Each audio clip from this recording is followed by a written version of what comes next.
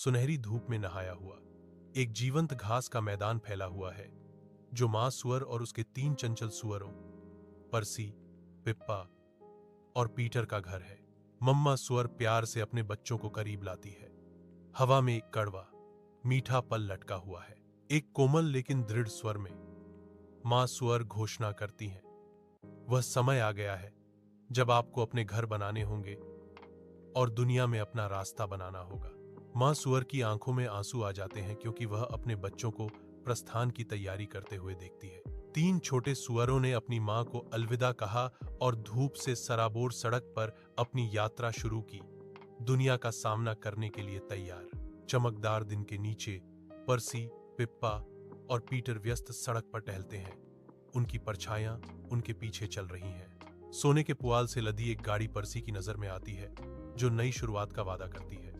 पर्सी उस आदमी के पास जाता है, उसकी आंखों में एक आशावादी चमक, एक असामान्य अनुरोध करने के लिए तैयार। मैं आपके तिनके का उपयोग घर बनाने के लिए करना चाहता हूं, पर्सी कहता है। उसकी आवाज उत्साह से भरी हुई है। आदमी पर्सी के प्रस्ताव पर विचार करता है। हल्की हवा में पुआल धीरे से सरसराहट करता है। आदमी जवाब देता है, मैं सहमत हूं। उसके सरल शब्द एक अप्रत्याशित निर्माण के लिए मंच तैयार करते हैं। चिलचिलाती धूप में पिप्पा एक धूल भरी सड़क पर चलती है। उसकी आंखें दृढ़ संकल्प के साथ आसपास का सर्वेक्षण करती हैं। वह एक आदमी को देखती है जो लकड़ी से लदी एक गाड़ी खींच रहा है। खुरदरी लकड़ी तेज रोशनी में लंबी छाया डाल रही है। पिप्पा उसके पास जाती है। उसकी आवाज साफ और दृढ़ है, मुझे अपना घर बनाने के लिए लकड़ी चाहिए। आदमी रुक जाता है।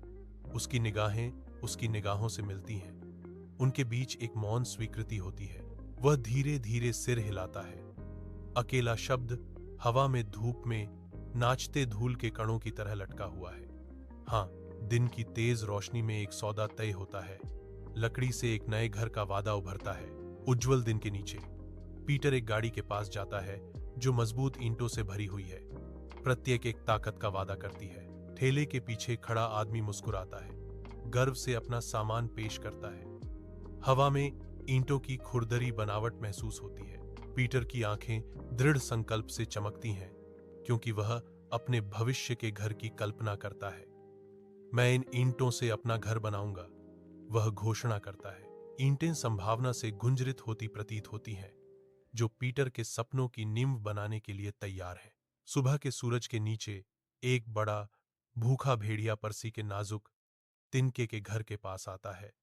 उसकी छाया भयावह रूप से मंडरा रही है। वह रुक जाता है। हवा को लालच से सूंघते हुए उसकी नाक छिद्र भड़क उठते हैं। उसकी आंखें दुर्भावनापूर्ण इरादे से चमकती हैं। एक दुष्ट मुस्कुराहट उसके होंठों पर घूमती है क्योंकि वह पर्सी के विनम्र निवास का सर्वेक्षण करता है। हर सांस के साथ प्रत्याशा बढ़ती है। भेड़िए की आवाज झूठी मिठास से टपकती है जब वह चिल्लाता है, छोटे सुअर, मुझे अंदर आने दो। तिनके की दीवारों के भीतर से एक भयभीत इनकार गूंजता है, नहीं, नहीं, नहीं। भेड़िए का धैर्य टूट जाता है। उसका लहजा धमकी भरा हो जाता है। तो मैं फुफकारूंगा और मैं फुफकारूंगा और मैं तुम्हारा घर उड़ा दूंगा। शांत सुबह की रोशनी में पर्सी पिप्पा के विनम्र लकड़ी के घर की ओर दौड़ता है। उसकी सांस ठंडी हवा में धुंधली हो रही है।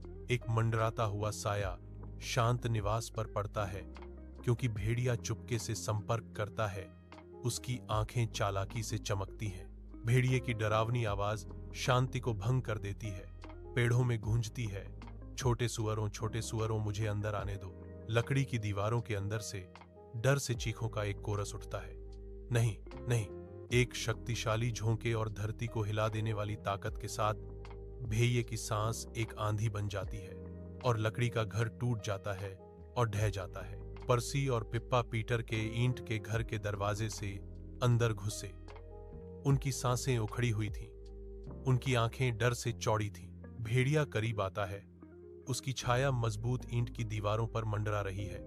उसकी आंखों में एक शिकारी चमक है। वह धमकी भरी खुशी के साथ अपनी मांग रखता है, छोटे सुअरों, मुझे अंदर आने दो। अंदर से विरोध का एक स्वर उठता है, नहीं, नहीं। भेड़िया बिना डरे चिमनी से उतरने की कोशिश करता है, पीटर के धोखेबाज जाल से अनजान।